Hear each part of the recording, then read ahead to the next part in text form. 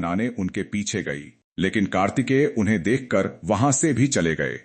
जिस स्थान पर भगवान शिव और माता पार्वती अपने पुत्र की प्रतीक्षा करते हुए ठहरे, वही स्थान आगे चलकर श्रीशैल कहलाया। पुत्र वियोग से व्यथित माता पिता की पीड़ा इतनी गहरी थी कि भगवान शिव ने उसी स्थान पर ज्योतिर्लिंग रूप धारण कर लिया। माता पार्वती मल्लिका और भगवान शिव अर्जुन कहलाए। इन दोनों नामों के संयोग से यह दिव्य ज्योतिर्लिंग प्रसिद्ध हुआ।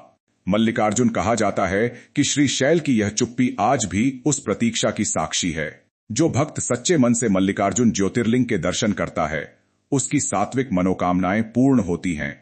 यहां आकर ऐसा लगता है जैसे शिव स्वयं हमें यह सिखा रहे हो कि शक्ति से नहीं, बुद्धि और धैर्य से ही जीवन के सबसे बड़े निर्णय जीते जाते हैं।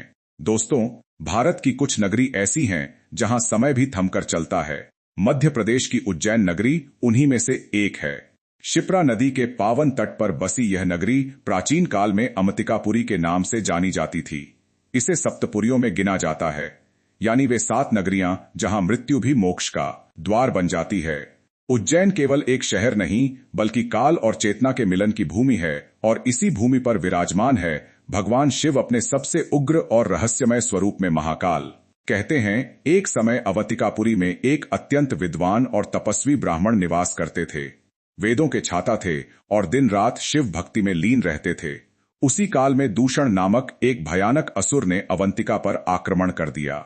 ब्रह्मा से प्राप्त वरदान के कारण उसका आतंक चारों दिशाओं में फैल चुका था। वह धर्म, यज्ञ, तप और पूजा से घृणा करता था।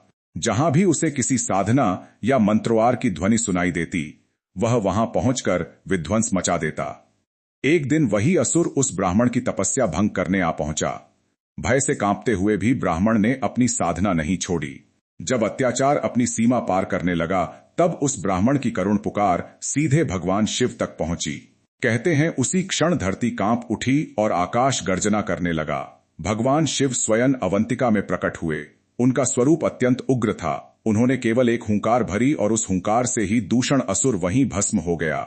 शिव की उस हुंकार में केवल क्रोध नहीं था, बल्कि धर्म की रक्षा का संकल्प था। असुर का अंत होते ही अमतिकापुरी में फिर से शांति लौट आई। ब्राह्मणों और नगरवासियों ने राहत की सांस ली। सभी ने एक स्वर में भगवान शिव से प्रार्थना की, हे महादेव, आपने हमारी रक्षा की है। कृपा करके यही निवास करें ताकि संगीत यह भूमि सदा सुरक्षित और पवित्र बनी रहे। भगवान शिव अपने भक्तों की विनती कैसे ठुकरा सकते थे। उन्होंने उसी स्थान पर ज्योतिर्लिंग रूप में विराजमान होना स्वीकार किया, क्योंकि शिव यहां हुंकार के साथ प्रकट हुए थे और उन्होंने काल यानी समय पर भी विजय पाई थी।